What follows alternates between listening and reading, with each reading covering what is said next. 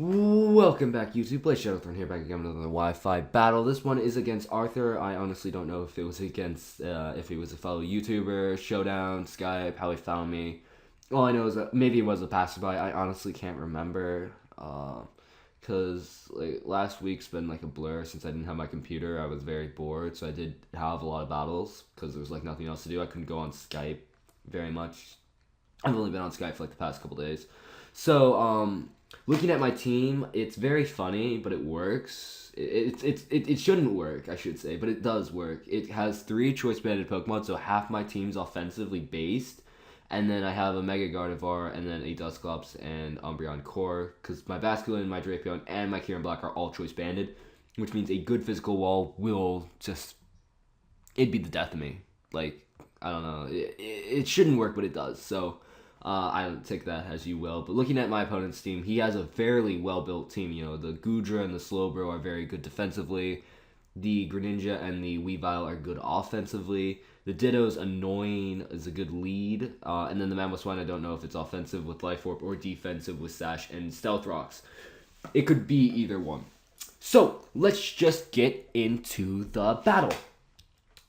My opponent's going to be leading off with the Ditto as I lead off with my Basculin. I predicted the Ditto lead, which is why I led off with my Basculin, because really Basculin can't really do much to each other, or at least the set I have. Even though it's choice banded, I have Taunt on it. It's a Taunt, Waterfall, Aqua Jet, and Bounce. Really weird moveset, but, you know, I just really wanted to use Basculin. So, I make the safe switch out into my Dusclops. It is max HP, max defense with a Violite, so I know I can take this Waterfall like it was nothing, and I eat it up. And right here, I should have probably went for the substitute because I knew the switch was coming, but I really wanted to burn something, and I do catch the Goodra on the switch out with a Will-O-Wisp. So overall, it wasn't like a terrible misplay, but I guess being behind a sub would have been a little bit better, and then I could Pain Split, but either or, burn damage on this Goodra is very good. So right here, I'm going to switch out. I'm going to go out into my Umbreon as he actually goes for the Sludge Bomb, predicting my Gardevoir to come in, which wouldn't have been a bad play, but it's not the play that I made. So, you know, I could say I made a pro play and predicted the Sludge Bomb, but I can't say that. I can't say that. I just knew that Umbreon would take the hits better than Gardevoir would. So right here, he knows he can't do anything to Umbreon, so he's going to switch out and he's going to go out into his Weavile. And I predict this. I predict the Weavile switching actually, and I go for the foul play. And the reason why I go for foul play is I know even though it's resisted, it will do a nice chunk, and it does do a nice chunk. It does like around 25%, which for a resisted hit is pretty good damage. Because if you don't know, foul play increases its damage calc if it is hit by a physical move or not, or like how high the attack is. So right here I go for a protect, just wondering what he was going to do. He actually goes for the power punch, and right here I make another pro play. You know, pro plays for me. I go out into Drapion, predicting him to predict me to bring out the Dusclops and go for the Night Slash instead of the Power Punch, which is exactly what he does. I'm able to tank that very, very nicely. And now he's like, well, shit, I have nothing to do. So he's going to switch out. And he's going to go out into his Mamoswine, which is a pretty solid check to Drapion, actually. I go for the Poison Jab because it's stab. I'm choice banded. Should be doing a lot on anything. Except this Mamoswine, because obviously it's not very effective. And I really didn't know what he wanted to bring out, you know.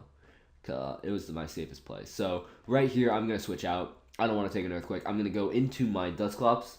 And, unfortunately, though, I thought I could take these Earthquakes a little bit better. But I actually think I think this Mamoswine might be banded, to be honest. Because that Earthquake did a little too much for my liking. I don't know, though. I'll probably have to do a calc on it sometime, but... anyways, he's at a point where I have to just let my Dusclops die, so my physical wall is down. All I have is my Umbreon left, which Umbreon is pretty good physically, defensively, I should say, but, you know, it's not quite as good as Dusclops.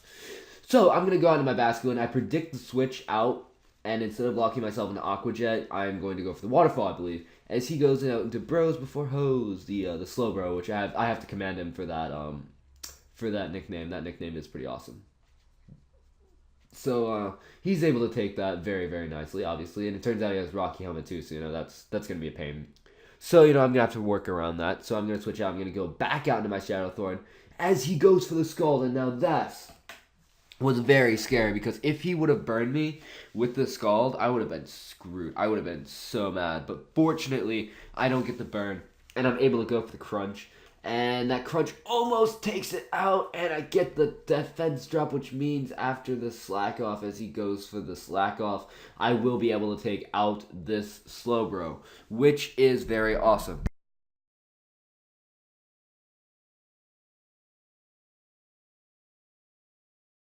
He can't stay in. He's gonna switch out. He's gonna switch out. He's gonna fodder off his mammal swine because he has really no better play than to fodder off the mammal swine. It's really no like use to him at all whatsoever. So the mammal swine dies, which is great, and now he's gonna go back out into Bros before Hose, the Slow King, and unfortunately, or Slowbro, and unfortunately with the regenerator boost, it actually got a lot of HP back with that regenerator boost. I only thought it was like 1/3, but it got almost up to full HP. But unfortunately, he is able to slack off to the point where I will die to Rocky Helmet, which is very, very unfortunate.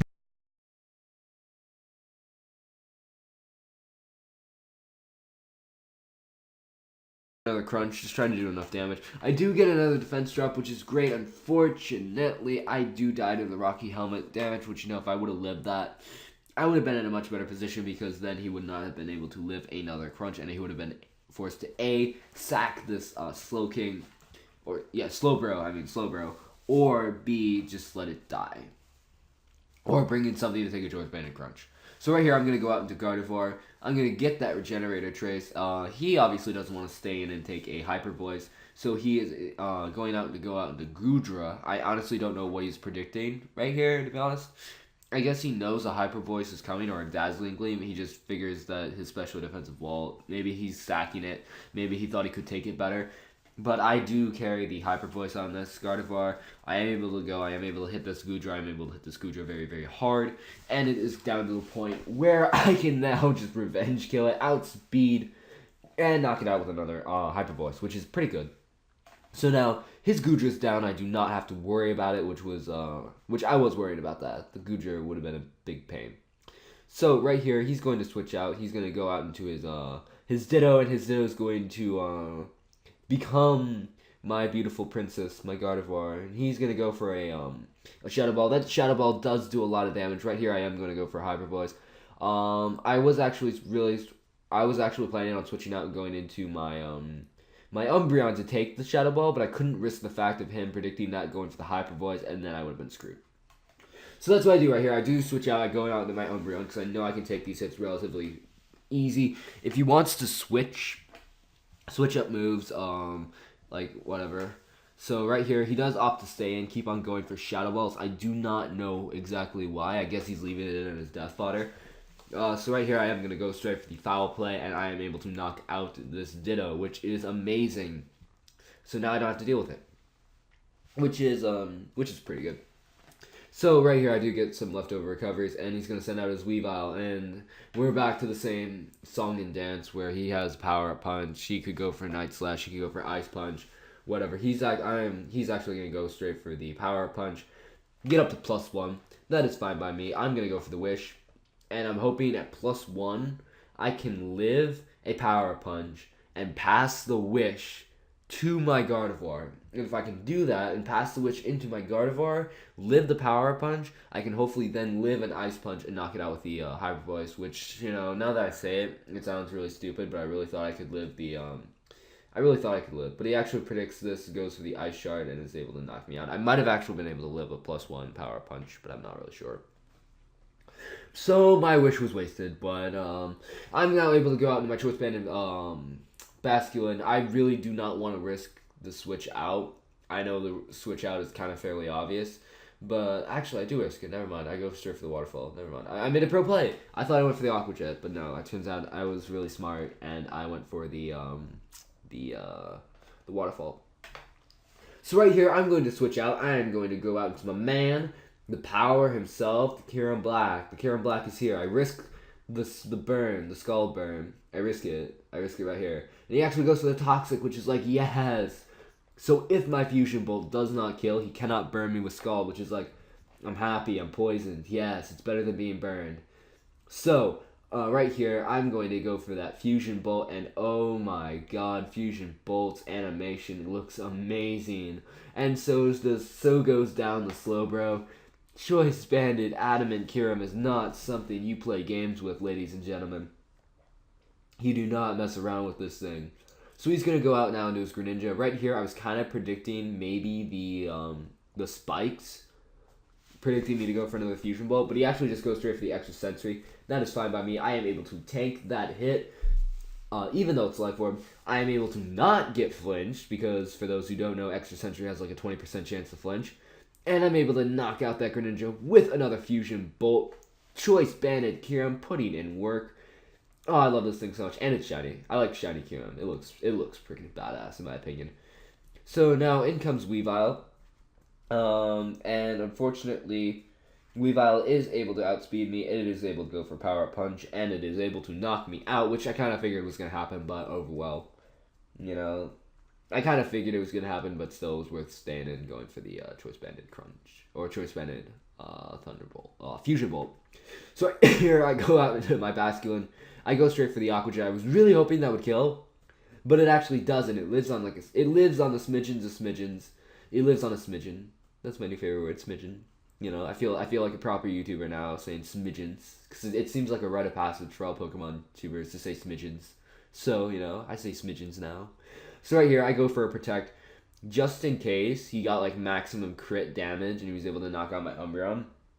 I just wanted that extra 6%, just because I wanted to. And he goes for the Power Up Punch, and it does nothing to my Umbreon. I am able to live. I really wanted to go for the Wish and just be that guy that just wished. But no, I just go straight for the Foul Play. I am able to knock out this Weavile, which means this 31 turn battle is now officially over, with me having like the narrow like 1-0 victory. It was a 1-0 actually, because all my Pokemon died. It was a 1-0 victory. So yeah, it was a really good battle. So, you know, Arthur, if you're watching this battle, or whoever you are, you know, feel free to comment down your channel link in the comment section below. I will add you to the description below. So thank you all for watching. You know, comment, rate, sub, and I will see you all next time. Bye.